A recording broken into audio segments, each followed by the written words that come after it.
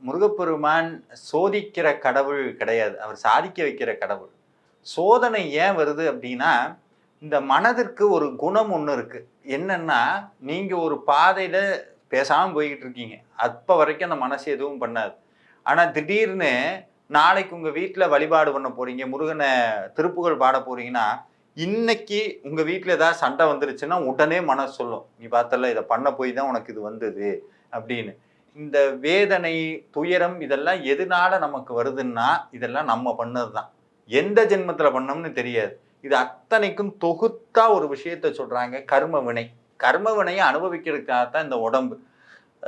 இன்னமும் ஓப்பனா சொல்லணும்னா, சில விஷயங்கள நம்ம ஒருபோதும் அக்செப்ட் பண்றதுக்கு தயாரா இல்ல. நான் சாமிய கும்பிடுறேன். நீங்க சொன்ன மாரி திருப்புகழ் படிக்கிறேன். ஆனா நான் பண்ணது எனக்கு ரிட்டர்ன் வரக்கூடாதுன்னு நெனைக்கிறேன். அது எப்படி சாத்தியம் இல்லல்ல. இப்ப நான் எனக்கு ஏதாவது கெட்டது நடந்ததுன்னா, நான் போய் முருகன்ட்ட சண்டை போட முடியாது.